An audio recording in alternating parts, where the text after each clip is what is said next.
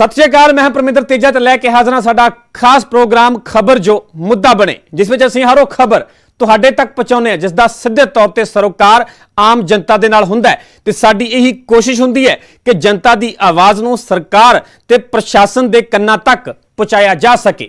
शुरू करदे हां प्रोग्राम दा सिलसिला खबर जो मुद्दा बने।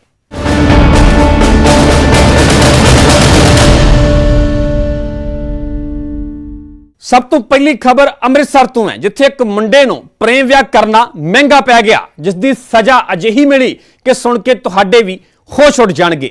प्रेम विआह कुड़ी दे परिवार नूं इन्ना नागवार गुजरिया कि कुड़ी दा परिवार मुंडे दे घर जा पहुंचा, बुरी तरह कुटमार करनी शुरू कर दित्ती ते घर नूं भी अग दे हवाले कर दिता ते मुलजम मौके तो फरार हो गए।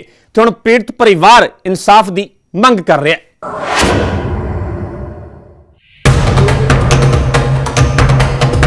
अग दे भांबड़ दे विच मचदा आशियाना इस गरीब परिवार दा है। इस गरीब परिवार नूं सजा मिली है पुत दे प्रेम विआह दी। मामला अमृतसर दे मजीठा दा है। कुछ दिन पहला इस परिवार दे लड़के ने पिंड दी कुड़ी दे नाल प्रेम विआह करवाया। यह प्रेम विआह कुड़ी दे परिवार नूं इन्ना नागवार गुजरिया कि उन्हां दिन दिहाड़े गुंडागर्दी दीयां हद्दां पार कर दित्तियां। इल्जाम ने कि कुड़ी दे परिवारक मैंबरां ने ना सिर्फ मुंडे दे परिवार दे नाल कुटमार कीती, सगों उन्हां दा घर भी साड़ दित्ता गया।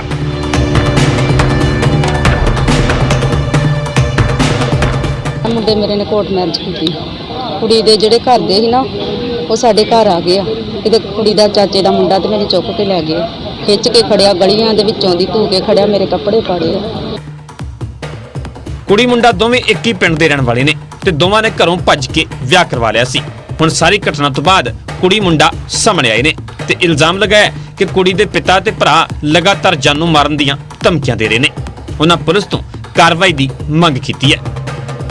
ਮੈਂ ਲਵ ਮੈਰਿਜ ਕਰਵਾਈ ਆ ਤੇ ਮੇਰੇ ਘਰ ਦੇ ਨਹੀਂ ਮੰਨਦੇ, ਇਸ ਕਰਕੇ ਮੇਰੇ ਸੱਸ ਸਹੁਰੇ ਨੂੰ ਉਹਨਾਂ ਨੇ ਮੇਰੀ ਸੱਸ ਨੂੰ ਕੁੱਟਿਆ। ਇਸ ਕਰਕੇ ਅਸੀਂ ਇੱਥੇ ਆਏ ਆ ਥਾਣੇ 'ਚ, ਕਿਉਂਕਿ ਸਾਡੇ ਮਜੀਠੇ ਕੋਈ ਸੁਣਵਾਈ ਨਹੀਂ ਹੋਈ। मैं लव मैरिज कराई है तो मेरे घरदिਆਂ ਨੂੰ ਕੁੱਟਦੇ ਮਾਰਦੇ ਆ ਕੁੜੀ ਦੇ ਘਰ ਦੇ, ਤੇ ਵੈਸੇ ਘਰ ਬਾਹਰ ਵੀ ਸਾੜਦਾ ਵਾ। ਮੇਰੀ ਮੰਮੀ ਨੇ ਘਰੋਂ ਕੱਢ ਕੇ ਖੜਿਆ, ਉਹਨਾਂ ਮਤਲਬ ਆਪਣੇ ਘਰ ਕੁੱਟਿਆ ਮਾਰਿਆ, ਕੱਪੜੇ ਵੀ ਪਾੜੇ ਆ। खैर पुलिस ने पीड़ित परिवार के बयानों मुताबिक मामले की जांच शुरू कर दी है तो मुलजमां खिलाफ सख्त कार्रवाई का भरोसा भी दिता है। ਹੁਣ ਐਮਐਲਆਰ ਆਉਣ ਤੇ ਹੈ ਜੀ, ਅਜੇ ਦੋਨਾਂ ਧਿਰਾਂ ਵੱਲੋਂ ਕੋਈ ਵੀ ਦਰਖਾਸਤਾਂ ਜਿਹੜੀਆਂ ਉਹ ਨਹੀਂ ਦਿੱਤੀਆਂ ਗਈਆਂ। ਜਿਹੜੇ ਬੰਦੇ ਅਗਰੈਸਿਵ ਹੋ ਰਹੇ ਸੀ ਆਪਾਂ ਉਹ ਦੇਖਦੇ ਹਾਂ ਵੀ ਉਹਨਾਂ ਦੀ ਸਤਿਗੁਰਜਾ ਕਰਨੀ ਹੈ ਕਿ ਮਾਮਲਾ ਇਦਾਂ ਸ਼ਾਂਤ ਹੋ ਸਕਦਾ।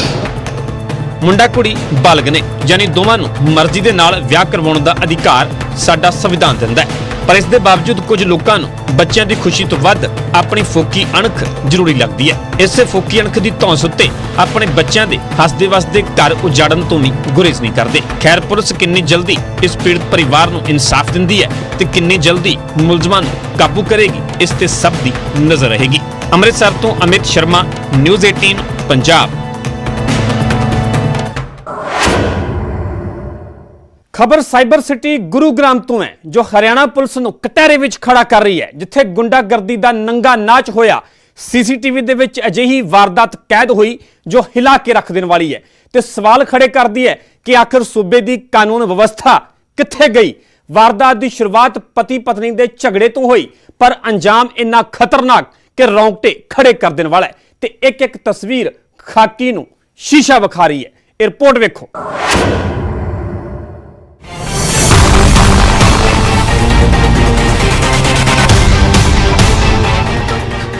दहशत ਦੀਆਂ ਤਸਵੀਰਾਂ,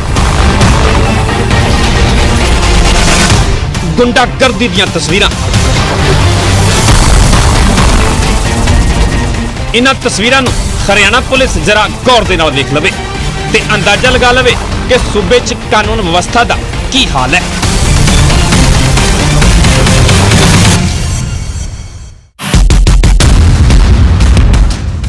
ਇੱਕ ਇੱਕ ਕਰਕੇ ਤੁਹਾਨੂੰ ਪੂਰੀ ਵਾਰਦਾਤ ਤੋਂ वाकिफ करवावांगे, पर पहला नजर इन्हां सीसीटीवी तस्वीरां ते मारो जो खाकी नूं शीशा विखा रहीआं ने।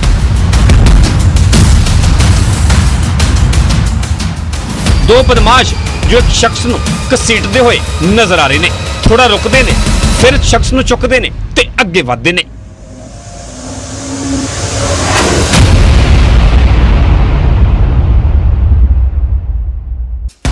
ਹੁਣ ਇੱਕ ਨਜ਼ਰ ਇਹਨਾਂ ਤਸਵੀਰਾਂ ਤੇ ਮਾਰੋ। ਇੱਕ ਬਦਮਾਸ਼ ਇਸ ਸ਼ਖਸ ਨੂੰ ਤੇਜ਼ੀ ਦੇ ਨਾਲ ਘਸੀਟਦਾ ਹੋਇਆ ਅੱਗੇ ਵੱਧ ਜਾਂਦਾ ਹੈ। ਇਹ ਬਦਮਾਸ਼ ਪੁਲਿਸ ਨੂੰ ਸ਼ੀਸ਼ਾ ਵਿਖਾਉਂਦੇ ਰਹੇ ਤੇ ਇੱਕ ਹਰਕਤ ਸੀਸੀਟੀਵੀ ਦੇ ਵਿੱਚ ਕੈਦ ਹੁੰਦੀ ਰਹੀ। ਹੁਣ ਇਹਨਾਂ ਤਸਵੀਰਾਂ ਤੇ ਨਜ਼ਰ ਮਾਰੋ। 3 ਬਦਮਾਸ਼ ਜਿਨ੍ਹਾਂ ਦੇ ਸ਼ਿਕੰਜੇ ਵਿੱਚ ਹੈ ਇੱਕ ਸ਼ਖਸ ਜਿਸ ਨੂੰ ਘਸੀਟਦੇ ਹੋਏ ਕਾਰ ਵੱਲ ਵੱਧਦੇ ਨੇ, ਗੱਡੀ ਦੀ ਡਿੱਗੀ 'ਚ ਸੁੱਟਣ ਦੀ ਕੋਸ਼ਿਸ਼ ਕਰਦੇ ਨੇ। ਪੀੜਤ ਇਹਨਾਂ ਬਦਮਾਸ਼ਾਂ ਦੇ ਚੁੰਗਲ ਦੇ ਵਿੱਚੋਂ ਨਿਕਲਣ ਦੀ ਕੋਸ਼ਿਸ਼ ਕਰਦਾ ਹੈ ਪਰ ਕਾਮਯਾਬ ਨਹੀਂ ਹੋ ਪਾਉਂਦਾ ਤੇ ਬਦਮਾਸ਼ ਇਸ ਸ਼ਖਸ ਨੂੰ ਧੱਕੇ ਮਾਰ ਕੇ ਪਿਛਲੀ ਸੀਟ ਤੇ ਸੁੱਟਦੇ ਨੇ ਤੇ ਅਗਵਾ ਕਰਕੇ ਫਰਾਰ ਹੋ ਜਾਂਦੇ ਨੇ।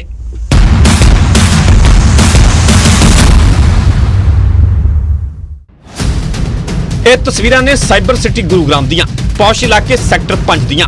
ਹੁਣ ਗੱਲ ਕਰਦੇ ਹਾਂ ਇਸ ਪੂਰੀ ਵਾਰਦਾਤ ਪਿਛਲੀ ਵਜ੍ਹਾ ਦੀ, ਜਿਸ ਨੂੰ ਸੁਣ ਕੇ ਤੁਹਾਡੇ ਵੀ ਰੌਂਗਟੇ ਖੜੇ ਹੋ ਜਾਣਗੇ। ਤੁਸੀਂ ਸੋਚਣ ਦੇ ਲਈ ਮਜਬੂਰ ਹੋ ਜਾਵੋਗੇ ਕਿ ਐਵੇਂ ਵੀ ਹੋ ਸਕਦਾ ਹੈ। ਦਰਅਸਲ ਪੂਰੀ ਵਾਰਦਾਤ ਦੀ ਸ਼ੁਰੂਆਤ ਪਤੀ ਪਤਨੀ ਦੇ ਝਗੜੇ ਤੋਂ ਹੁੰਦੀ ਹੈ, ਜਿਨ੍ਹਾਂ ਦਾ ਕੁਝ ਸਾਲ ਪਹਿਲਾਂ ਹੀ ਵਿਆਹ ਹੋਇਆ ਸੀ।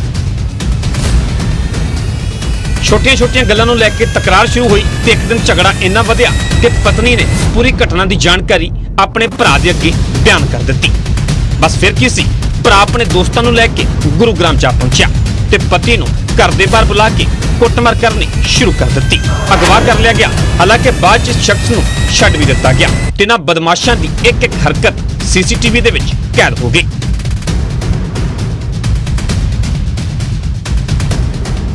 ਪੁਲਿਸ ਨੇ ਦੋਵਾਂ ਧਿਰਾਂ ਦੀ ਸ਼ਿਕਾਇਤ ਤੇ ਮਾਮਲਾ ਦਰਜ ਕਰ ਲਿਆ ਪਰ ਅਜੇ ਵੀ ਪੁਲਿਸ ਦੇ ਹੱਥ ਬਦਮਾਸ਼ਾਂ ਤੱਕ ਨਹੀਂ ਪਹੁੰਚ ਸਕੇ। ਕਦੋਂ ਸ਼ਿਕੰਜੇ ਵਿੱਚ ਆਉਣਗੇ, ਸਵਾਲ ਬਰਕਰਾਰ ਹੈ। ਪਰ ਇਸ ਵਾਰਦਾਤ ਨੇ ਇੱਕ ਵਾਰ ਫਿਰ ਹਰਿਆਣਾ ਪੁਲਿਸ ਨੂੰ ਕਟਹਿਰੇ ਵਿੱਚ ਖੜਾ ਕਰ ਦਿੱਤਾ ਹੈ।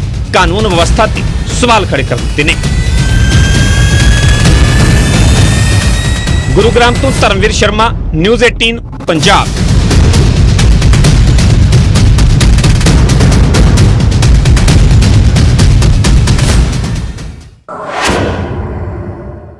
ਹੁਣ ਗੱਲ ਅੰਮ੍ਰਿਤਸਰ ਦੇ ਬਾਬਾ ਬਕਾਲਾ ਦੀ, ਜਿੱਥੇ ਕਾਨੂੰਨ ਵਿਵਸਥਾ ਦੀਆਂ ਸ਼ਰੇਆਮ ਧੱਜੀਆਂ ਉੱਡੀਆਂ, ਗੁੰਡਾਗਰਦੀ ਦਾ ਨੰਗਾ ਨਾਚ ਹੋਇਆ।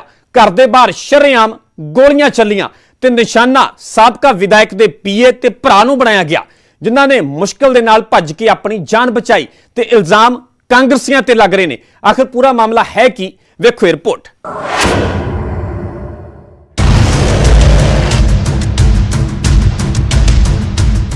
दिन दिहाड़े एक गोलियां चलियां ने साबका अकाली विधायक मनजीत सिंह मन्ना ਦੇ ਘਰ ਦੇ ਬਾਹਰ।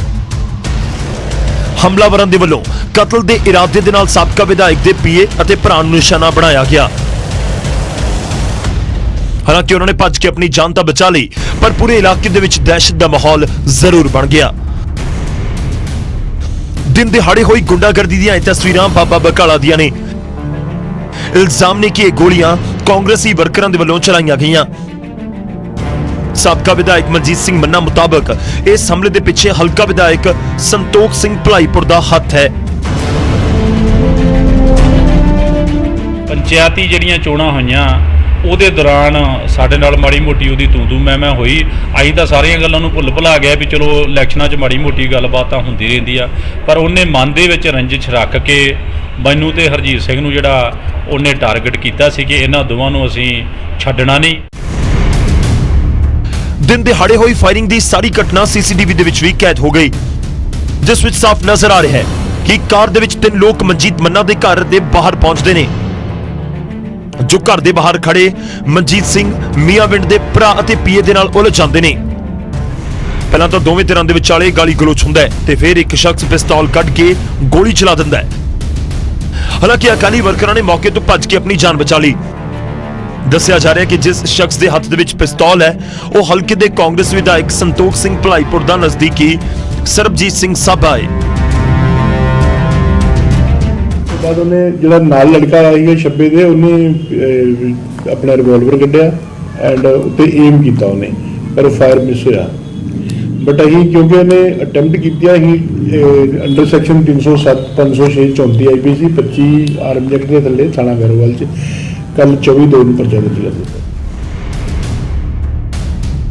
ਹਮਲੇ ਦੀ ਵਜ੍ਹਾ ਪੁਰਾਣੀ ਰੰਜਿਸ਼ ਨੂੰ ਦੱਸਿਆ ਜਾ ਰਿਹਾ। ਹਾਲਾਂਕਿ ਕਾਂਗਰਸ ਵਿਧਾਇਕ ਸੰਤੋਖ ਸਿੰਘ ਦਾ ਆਪਣੇ ਉੱਤੇ ਇਹਨਾਂ ਲੱਗੇ ਇਲਜ਼ਾਮਾਂ ਬਾਰੇ ਪੱਖ ਸਾਹਮਣੇ ਆਉਣਾ ਅਜੇ ਬਾਕੀ ਹੈ। ਫਿਲਹਾਲ ਪੁਲਿਸ ਨੇ ਸੀਸੀਟੀਵੀ ਤਸਵੀਰਾਂ ਦੇ ਆਧਾਰ ਦੇ ਉੱਤੇ ਸਰਬਜੀਤ ਸਿੰਘ ਸਾਬਾ ਸਣੇ 3 ਲੋਕਾਂ ਦੇ ਖਿਲਾਫ ਇਰਾਦਾ ਕਤਲ ਦਾ ਮਾਮਲਾ ਦਰਜ ਕਰਕੇ ਜਾਂਚ ਸ਼ੁਰੂ ਕਰ ਦਿੱਤੀ ਹੈ। ਤੇ ਜਲਦੀ ਮੁਲਜ਼ਮਾਂ ਨੂੰ ਗ੍ਰਿਫਤਾਰ ਕਰਨ ਦਾ ਦਾਅਵਾ ਵੀ ਹੋ ਰਿਹਾ ਹੈ। ਬਾਬਾ ਬਕਾਲਾ ਤੋਂ ਸਿਧਾਰਥ ਅਰੋੜਾ, ਨਿਊਜ਼ 18 ਪੰਜਾਬ। ਗੱਲ ਕਰਾਂਗੇ ਹਰਿਆਣਾ ਦੇ ਭਿਵਾਨੀ ਦੀ, ਜਿੱਥੇ ਪੁਲਿਸ ਨੂੰ ਵੱਡੀ ਕਾਮਯਾਬੀ ਹਾਸਲ ਹੋਈ ਹੈ। ਵੱਡੀ ਸਾਜ਼ਿਸ਼ ਦਾ ਪਰਦਾਫਾਸ਼ ਕੀਤਾ ਹੈ ਉਹ ਇਨਾਮੀ ਸ਼ਾਰਪ ਸ਼ੂਟਰ ਜੋ ਭਿਵਾਨੀ ਨੂੰ ਦਹਿਲਾਉਣ ਦੀ ਫਿਰਾਕ ਵਿੱਚ ਸਨ। ਵੱਡੀ ਵਾਰਦਾਤ ਨੂੰ ਅੰਜਾਮ ਦੇਣਾ ਚਾਹੁੰਦੇ ਸਨ, ਪਰ ਆਖਿਰਕਾਰ ਪੁਲਿਸ ਦੇ ਅੜਕੇ ਆ ਗਏ। ਤਾਰਾਂ ਸਿੱਧੀਆਂ ਸੰਪਿਤ ਨਹਿਰਾ ਗੈਂਗ ਦੇ ਨਾਲ ਜੁੜੀਆਂ ਨੇ, ਜਿਨ੍ਹਾਂ ਕੋਲੋਂ ਅਜਿਹੇ ਮਾਰੂ ਹਥਿਆਰ ਬਰਾਮਦ ਹੋਏ ਨੇ ਜਿਨ੍ਹਾਂ ਨੂੰ ਵੇਖ ਕੇ ਤੁਹਾਡੇ ਵੀ ਰੌਂਗਟੇ ਖੜੇ ਹੋ ਜਾਣਗੇ। ਇਹ ਰਿਪੋਰਟ ਵੇਖੋ।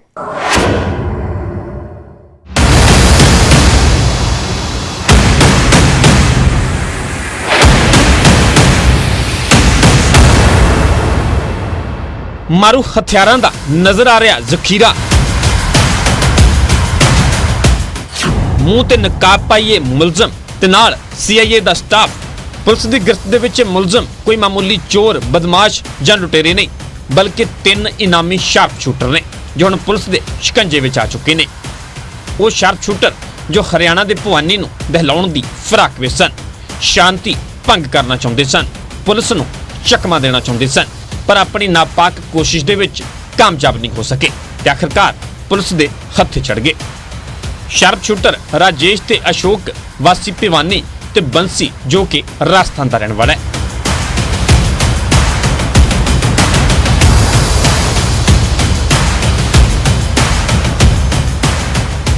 CI की टीम वहाँ पे मौजूद थी। उन्होंने वहाँ पे घेराबंदी की और जैसा कि सूचना थी उसी के हिसाब से वहाँ पे एक गाड़ी दिखाई दी। इन्होंने उनको रोकने की कोशिश की तो उन्होंने इसके नाका को तोड़ के भागे। इनको जब काबू किया तो इनकी पहचान जैसा कि सूचना में आया था कि राजेश ढाणी कहर का जो कि भिवानी का है, बंसी बुर्डक जो राजस्थान के चूरू जिले का रहने वाला है, एक अशोक जो कि इसरवाल इलाके का रहने वाला है। ਪੁਲਿਸ ਮੁਤਾबिक ਸ਼ਾਰਪ ਸ਼ੂਟਰ ਸੰਪਿਤ ਨਹਿਰਾ ਤੇ ਕਾਲਾ ਜਠੇੜੀ ਗੈਂਗ ਦੇ ਨਾਲ ਸੰਬੰਧਿਤ ਨੇ ਜੋ ਹਰਿਆਣਾ, ਪੰਜਾਬ, ਰਾਜਸਥਾਨ ਤੇ ਦਿੱਲੀ ਦੇ ਵਿੱਚ ਲੜਿੰਦੇ ਸਨ।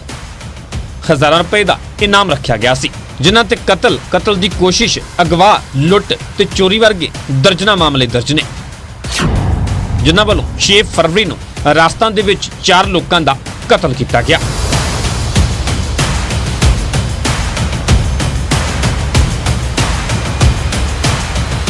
इन लोगों की हत्या इन लोगों ने की थी, तब से ये फरार चल रहे थे। राजस्थान की पुलिस ने इन पे 50,000 रुपये का इनाम राजेश पे रखा हुआ था। बंसी बुर्डक पे 5,000 रुपये का इनाम है। बंसी पे लगभग 19 केसेस हैं, जिसमें से हत्या के प्रयास के, डकैती के और साथ में व्यापारियों के अपहरण करके फिरौती मांगने के भी केसेस हैं। इसी तरह राजेश पे भी 9 मुकदमे दर्ज हैं, जिसमें हत्या के प्रयास के, आर्म्स एक्ट के और चोरी के मुकदमे दर्ज हैं। अशोक के ऊपर कुल 4 मुकदमे दर्ज हैं। इन्हां इनामी मुलजमां दे कोलों 8 आटोमैटिक पिस्टल, 1 दुनाली ते 79 कारतूस बरामद कीते गए ने। उत्थे 2 बुलेट प्रूफ जैकेट ते 2 वाकी टॉकी पुलिस दे हथ लगे ने। जब इनकी गाड़ी की तलाशी ली गई उसमें से 8 अवैध हथियार मिले हैं। इनके साथ में 79 लाइव बुलेट्स मिली हैं। ये पूरा एक गैंग की तरह ऑपरेट कर रहे थे। इनके पास से 2 बुलेट प्रूफ जैकेट मिली है और इनके पास 2 वॉकी टॉकी सेट भी मिले हैं। पुलिस ने इनामी बदमाशों के मनसूबिਆਂ ਨੂੰ ਢੇਰ ਕਰ ਦਿੱਤਾ ਤੇ ਸਾਜ਼ਿਸ਼ ਦਾ ਪਰਦਾਫਾਸ਼ ਕੀਤਾ ਗਿਆ ਤੇ ਪੁੱਛਗਿੱਛ ਦੌਰਾਨ ਹੋਰ ਵੀ ਕਈ ਖੁਲਾਸੇ ਹੋਣ ਦੀ ਸੰਭਾਵਨਾ ਹੈ। ਭਿਵਾਨੀ ਤੋਂ ਜਗਬੀਰ, ਨਿਊਜ਼ 18 ਪੰਜਾਬ।